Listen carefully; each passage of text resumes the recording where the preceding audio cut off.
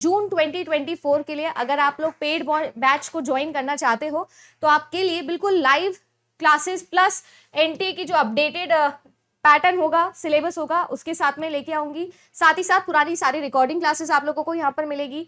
Personalised course हो गया, मेरे पढ़ाने का तरीका आप लोगों को पता ही है, तो बिल्कुल उसी तरीके से कंप्लीट पेपर 1 और पेपर 2 आप लोगों के लिए लेके आऊंगी, जिसमें आपकी सारी की सारी जो है वो सब्जेक्ट्स अवेलेबल होने वाले हैं। रचना मैम एजुकेशन लेके आएंगे, पॉलिटिकल साइंस के लिए प्रीति मैम है, कंप्यूटर साइंस है, पब्लिक एडमिनिस्ट्रेशन है, इकोनॉमिक्स है, सोशियोलॉजी है, कॉमर्स है, हिस्ट्री है, ये सभी के सभी सब्जेक्ट्स आपके लिए यहाँ पर अवेलेबल होने वाले हैं। कैसे लेना है, जाना है आपको जेआरएफ अड्डा एप्लीकेशन के ऊपर।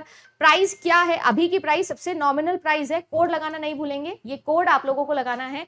अगले 7 दिन के लिए आपके पास में एक्सेस है, 18 तारीख से आपका ये कोर्स स्टार्ट हो जाएगा। मिस्टेक मुझे लगता है कि स्टूडेंट यहाँ पर करता है वो यही करता है कि अभी तक भी हमारे पास में एक कमांड नहीं है, एक डिसीजन मेकिंग कैपेबिलिटी हम लोग डेवलप नहीं कर पाए हैं। कोई भी टॉपिक आपने लिया, अब वो कितने लेवल में पढ़ना है, कितना डीप पढ़ना है, कितना ऊपर से पढ़ना है, ये जज करना बहुत जरूरी है। और ये चीज भी बहुत ही एक बड़ा मिस्टेक है जो मुझे लगता है स्टूडेंट्स करते हैं। कुछ टॉपिक में ईगो की वजह से बहुत ज्यादा डीप चले जाएंगे, उसकी वजह से आप बाकी बचे हुए टॉपिक्स का अपना टाइम वेस्ट कर रहे हो। मान लो आप एक टॉपिक जो आपको बहुत ज्यादा पसंद है, आप उसको इतना ज्यादा पढ़ ले रहे हो कि आपके बाकी टॉपिक्स का टाइम कंज्यूम हो जा रहा है। ऐसा पेपर 1 और पेपर 2 के कंफ्यूजन में बहुत ज्यादा होता है, जो ज्यादातर स्टूडेंट करते हैं। पिछले बैचेस में भी मैंने बहुत सारे स्टूडेंट्स को देखा है कि आपका प्रॉब्लम ये क्रिएट हो जाता है। मैंने हमेशा से ये चीज बोली है कि आपका नेट आपका पेपर 2 रोकता है और आपका जेआरएफ आपका पेपर 1। तो परफेक्ट बैलेंस अगर बना के नहीं चलोगे तो मुझे ऐसे लगता है कि कहीं ना कहीं आप लैग करोगे। तो कंटेंट और रिसोर्स दोनों का फिल्ट्रेशन आप लोगों के लिए इंपॉर्टेंट है। कहां से पढ़ना है, कैसे पढ़ना है। जरूरी नहीं है कि मैं 1 लाख व्यूज वाला वीडियो देख के ही मेरा सिलेक्शन होगा या उसी से मुझे अच्छा कंटेंट मिलेगा। आपके लिए कौन सा कंटेंट अच्छा है, आप उसे जज करना, कंटेंट पढ़ना और फिर प्रीवियस ईयर पेपर निकालना। क्या आप प्रीवियस ईयर पेपर में उस कंटेंट से आया हुआ, उस टॉपिक से आया हुआ क्वेश्चन निकाल पा रहे हो, तो वो वीडियो आपके काम का है। डजंट मैटर कि कहां से पढ़ा, किससे पढ़ा, मुझसे पढ़ा, किताब से पढ़ा, कभी कोई मैटर नहीं करेगा। At the end of the day student से ज्यादा भला कोई भी नहीं जानता अपने आप का। तो आपको ये चीज समझनी होगी कि हम लोग जब तैयारी करना शुरू करते हैं तो टाइम मैनेजमेंट का कोई आइडिया नहीं होता। टाइम टेबल पे time table banana is not time management. अपने आप को आपको दिमाग में एक टाइम टेबल सेट करना होगा कि मैं कैसे चीजें सेट करूं। तो बैड टाइम टेबल एक बहुत ही मेजर इशू है और बहुत बड़ा एक मिस्टेक है जो आपकी जर्नी को रियून कर सकता है। जिसमें सबसे इंपॉर्टेंट चीज ये है, क्या पढ़ना है, फिल्टर करने के बाद में कितने टाइम के लिए पढ़ना है और उसके बाद में कैसे कैसे उन टॉपिक्स को रिवाइज करना है। क्योंकि कंटेंट इतना ज्यादा है, सिलेबस इतना बड़ा है कि आप जब नया पढ़ोगे तो पुराना पढ़ा हुआ भूल जाओगे।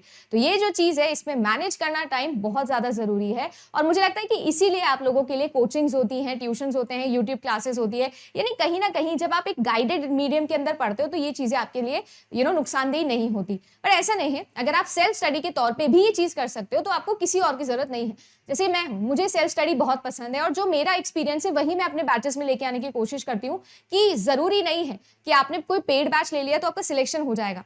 बैच लेने से नहीं, बैच में पढ़ने से, सेल्फ स्टडी करने से ही सिलेक्शन होता है। तो ये मिथ अपने दिमाग से निकाल देना कि यार मैं तो यूट्यूब पे ही पढ़ता हूँ या मैंने तो पेड ले लिया है तो जो है मेरा सिलेक्शन हो जाएगा या इधर मेरा सिलेक्शन नहीं होगा।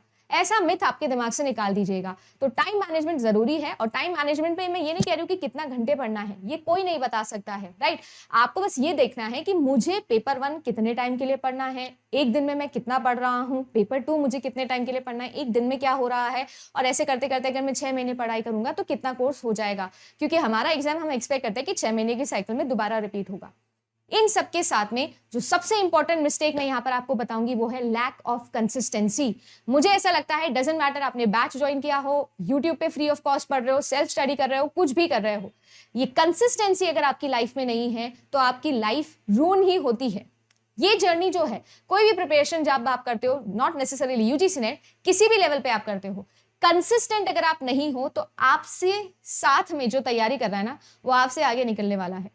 जैसे कि आप लोगों को याद हो तो रॉस साइमन ने एक बहुत ही बढ़िया स्टेटमेंट दिया था, ये मैंने अपने इंस्टाग्राम पे भी लगाया था, कि हसल जो होती है वो एक टाइम पर जो है वो हार्डवर्क को, या मैं कहूं कि हसल जो है वो टैलेंट को बीट कर देता है।